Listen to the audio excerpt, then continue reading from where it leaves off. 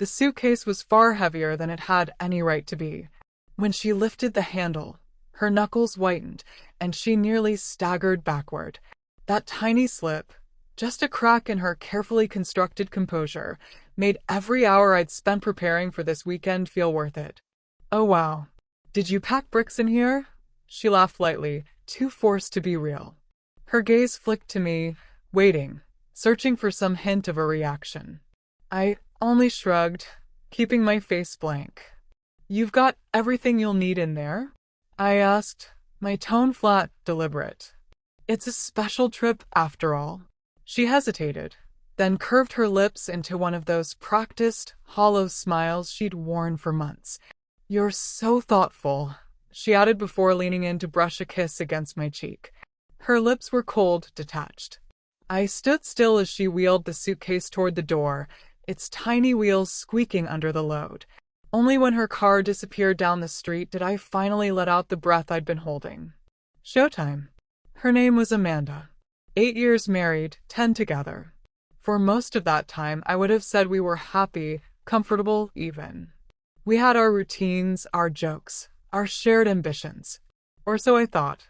That illusion shattered 3 months ago, the day I saw the first message. She had left her phone on the kitchen counter while she went upstairs to shower. I wasn't snooping. The screen lit up on its own. My eyes betrayed me before I could stop them. "Can't wait to see you this weekend. Miss you like crazy." Signed, Brent. Brent. I didn't know any Brent. We had no friends named Brent. No coworkers she'd ever mentioned bore that name.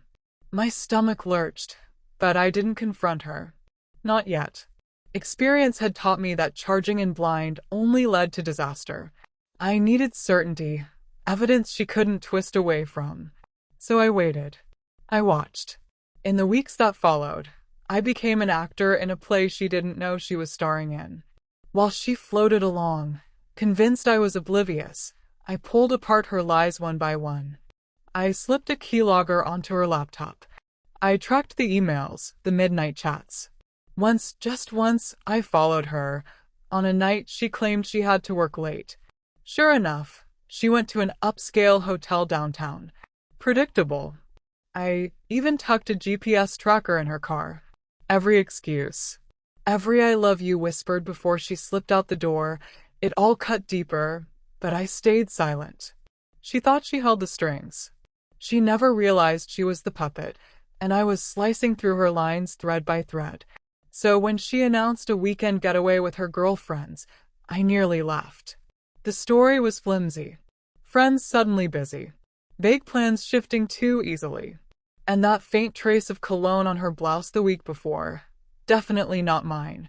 "Hey, you deserve a break," I told her, smiling. "I've got projects here to keep me busy." She beamed. Called me the best. The audacity.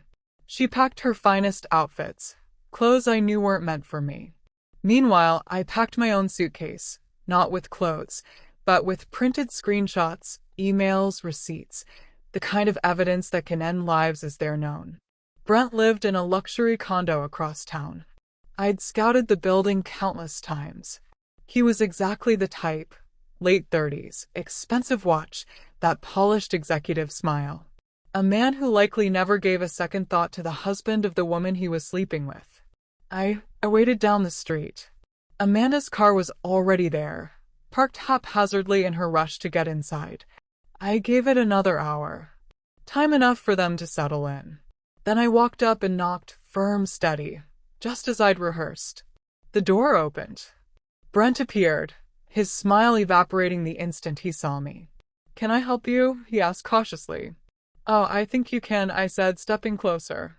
He twitched, weighing whether to slam the door, but I didn't give him the chance. My shoulder hit hard, and I was inside. "Hey, you can't." "Shut up, Brent," I snapped, my voice cutting sharp. "You and I need to talk."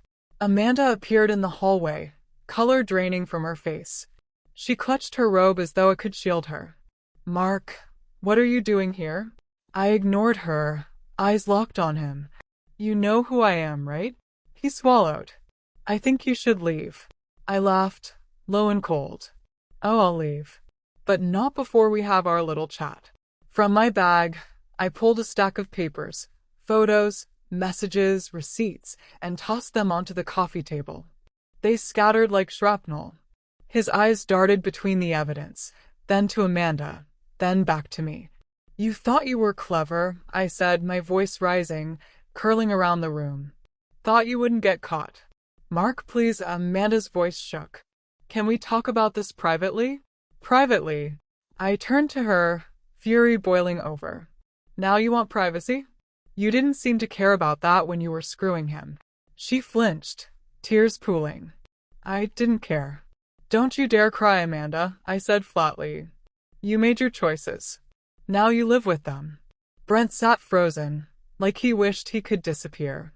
"How's it feel, Brent?" I asked. "Knowing your little game is over?" "Look, man," he stammered. "I didn't mean for any of this to. Save it." My words sliced. "I don't want your excuses. But maybe your wife will." His face blanched. "What?" "Oh yeah," I said. "I found her. Sweet woman. I'm sure she'll love knowing who she married." "Mark, please," Amanda whispered desperately. "Don't do this." I turned to her, my voice low, deadly calm. "Should have thought about that before." I grabbed my bag and headed for the door. Just before stepping out, I looked back at Brent one last time. "If you ever go near my wife again, I'll make sure everyone you work with knows exactly what kind of man you are." Then I walked out, leaving a silence heavy enough to choke on. The aftermath came quickly, brutal. The next day, I mailed everything to Brent's wife, along with a short note.